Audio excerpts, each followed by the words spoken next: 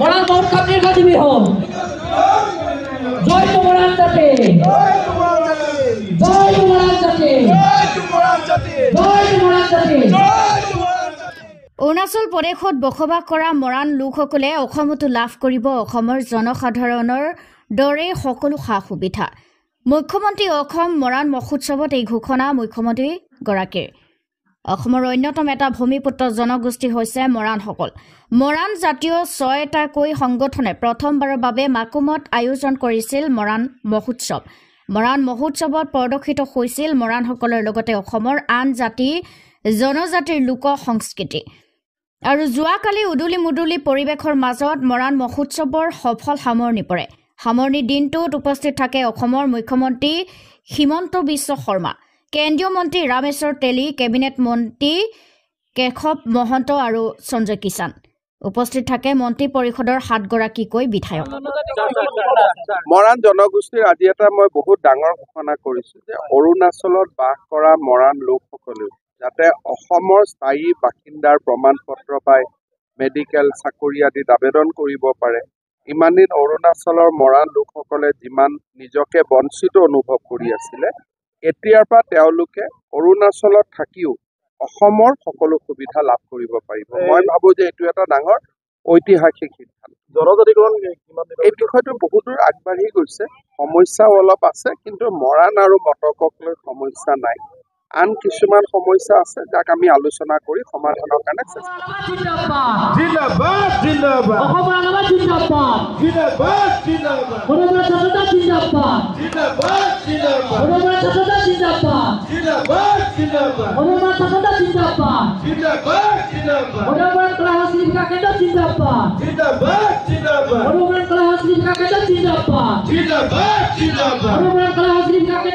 বিস্তৃত আৰু বৰ্ণাঢ্য কাৰ্যসূচী আমি মৰাণ মহোৎসৱ অনুষ্ঠিত কৰিবলৈ লৈছিলোঁ আৰু শেষৰটো দিন আৰু খন্তেক সময় আগতেই আমাৰ মাননীয় মুখ্যমন্ত্ৰী মহোদয় আমাৰ এই মৰাণ মহোৎসৱস্থলীৰ পৰা ইতিমধ্যে প্ৰস্থান কৰিছে আৰু মুখ্যমন্ত্ৰী মহোদয়ে ঐতিহাসিক ঘোষণা কৰিছে।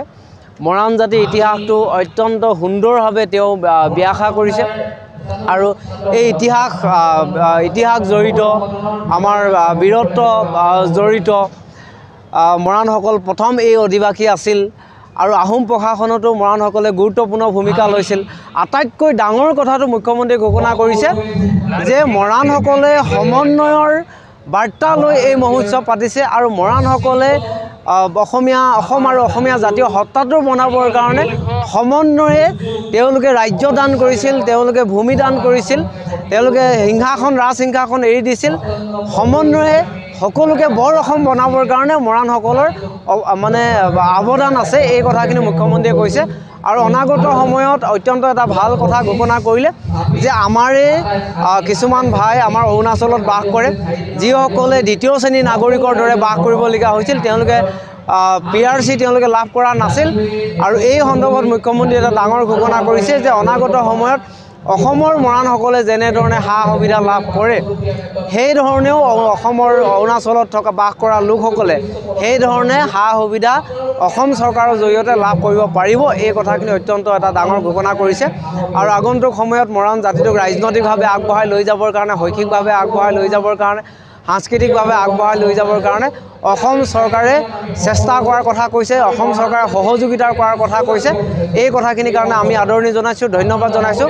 আৰু মৰাণ মহোৎসৱত মুখ্যমন্ত্ৰী আহি এই ধৰণে আমাক সাহস, সহযোগিতা, পৰামৰ্শ দিয়াৰ বাবে আমি আটাইকেইটা সংগঠনে মৰাণ জাতিৰ হৈ মুখ্যমন্ত্ৰী মহোদয়ক অশেষ ধন্যবাদ। আৰু বড়োচা কলাক্ষেত্ৰৰ নামত মাটিও আমাৰ ভূমিদানো দিছে, গতিকে তেখেতৰ চৰকাৰে আমাক যিখিনি দিছে তাৰ কাৰণে আমি শলাগিছোঁ আৰু তেখেতৰ ওচৰত আমি চিৰকৃতজ্ঞ হৈ ৰওঁ।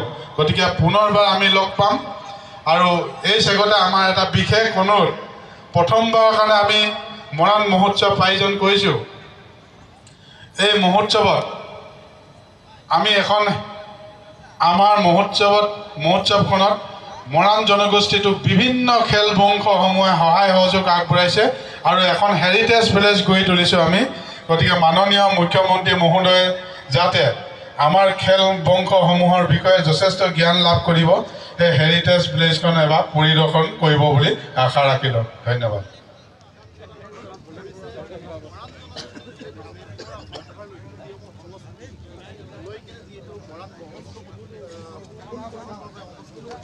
অনুষ্ঠিত কৰা অন্তিমটো দিনত মুখ্যমন্ত্ৰী ডাঙৰীয়াই নিজেই উপস্থিত হৈছেহি। তেওঁক সং দিছে শদিয়াৰ বিধানসভা সমষ্টি বলিত যেতিয়া অসমৰ কেবিনেট মন্ত্ৰী সঞ্জয় কিষাণ ডাঙৰীয়া, ডিগবৈ বিধানসভা সমষ্টিৰ বিধায়ক সুৰেন ফুকন ডাঙৰীয়া,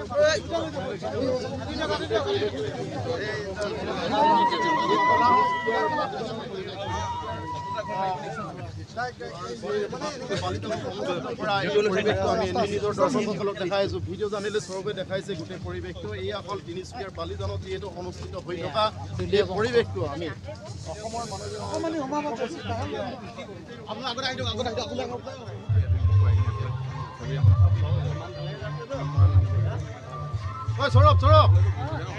সৌৰভ এৰিয়া ওলাই আবা।